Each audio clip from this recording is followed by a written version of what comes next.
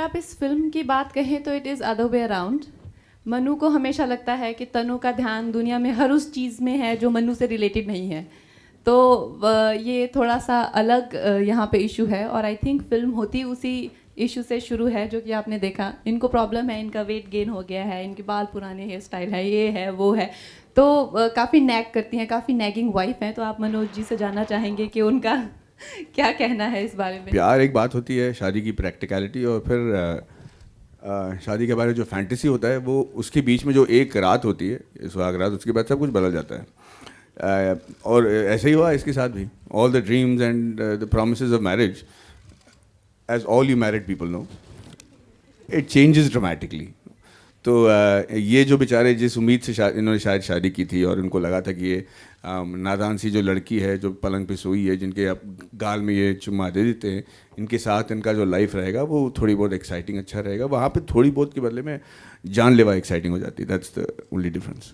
मुझे बहुत दिक्कत हुई इन दोनों को मेंटेन करने में, क्योंकि दत्तो इतनी अडोरेबल है, इतनी प्यारी लड़की है, और उसको इतना जो उसकी बेबाकी है, जो उसकी एक अजीब सा साहस है उसमें, जो 10,000 लोगों से भिड़ने खड़ी हो जाती है, और उसमें जो एक प्योरिटी है, और जहाँ पे तन्नू थोड़ी सी उसमें भी बहुत एक तरह से तन्नू में भी एक वाइल्डनेस है, लेकिन वो हल्की सी सेल्फिश है, वही उसकी कैरेक्टर की आर्क है। तो दत्तो के सामने तन्नू को टिकाना मेरी ज़िंदगी का सबसे बड़ा चैलेंज था।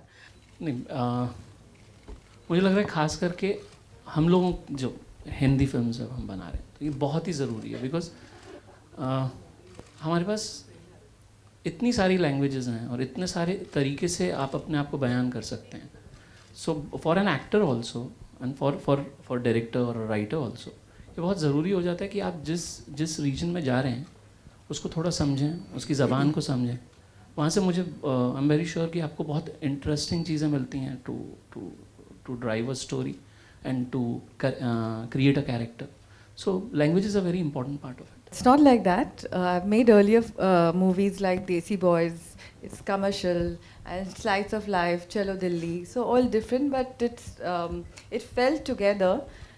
NH10 and Tanu as Manu. So nevertheless, I will make different kind of films I would love to make.